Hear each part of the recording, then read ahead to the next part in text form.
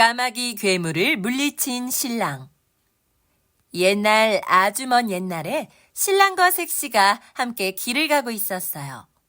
그런데 갑자기 하늘에서 날개 달린 괴물이 날아와 잽싸게 색시를 낚아채 가버렸어요. 여보!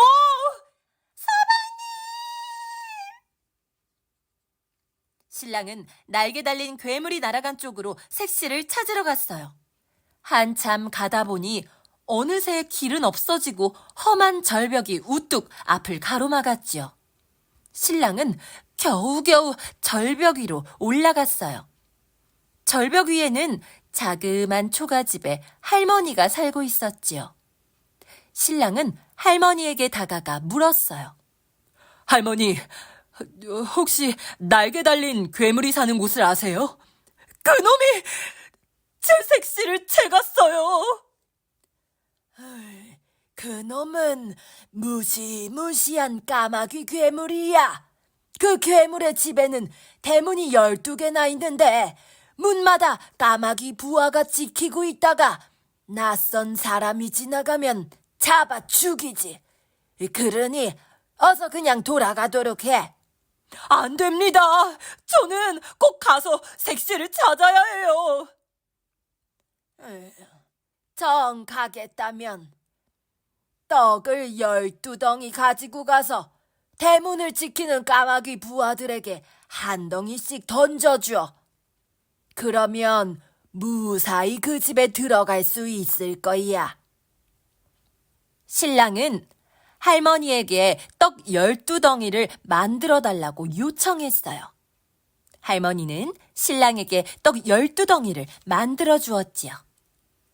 신랑은 할머니가 가르쳐 준 길로 한참을 갔더니 까마귀 괴물이 사는 집이 나타났어요. 정말 까마귀 부하들이 지키고 있었지요. 첫 번째 대문 앞에 다가갔더니 까마귀 부하가 달려들며 신랑을 죽이려고 했어요.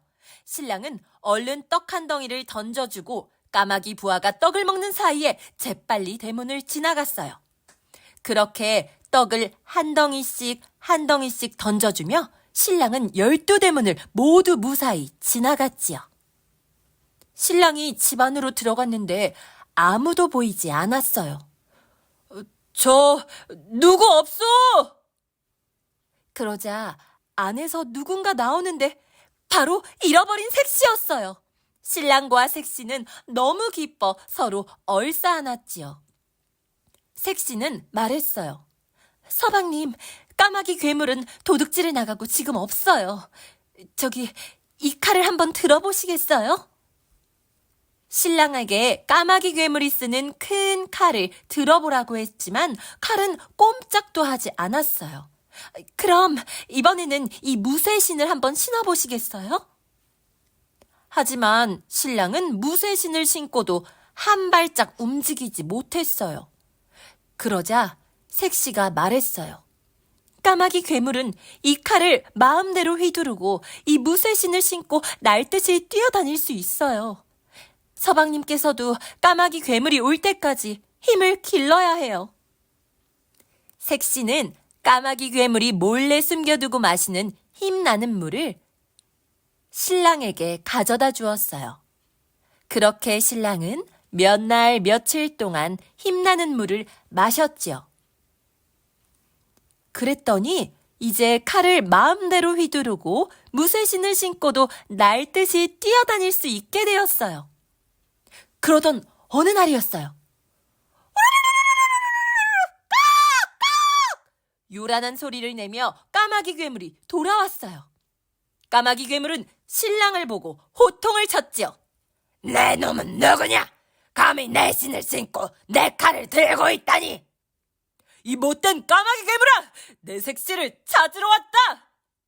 까마귀 괴물은 코웃음을 치며 부하들을 시켜 신랑을 잡아오라고 말했어요. 까마귀 부하들이 모두 신랑에게 달려들었지요.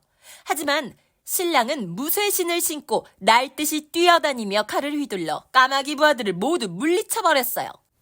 그러자 까마귀 괴물이 직접 나섰어요. 신랑과 까마귀 괴물은 공중으로 솟아올라 한판 싸움을 시작했어요.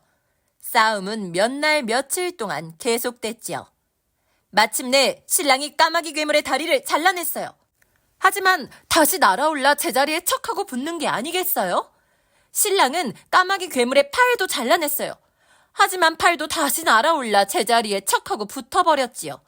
신랑이 아무리 까마귀 괴물의 다리와 팔을 잘라내도 모두 다시 제자리에 척척 붙어버렸어요. 싸움을 지켜보던 색시는 말했어요. 서방님, 제가 재를 준비해놨어요.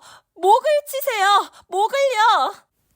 신랑이 온 힘을 다해 까마귀 괴물의 목을 쳤어요. 까마귀 괴물의 목이 떨어지자 색시가 얼른 목 위에 재를 뿌렸지요. 그러자 목은 제자리에 다시 붙지 못하고 까마귀 괴물은 죽고 말았어요.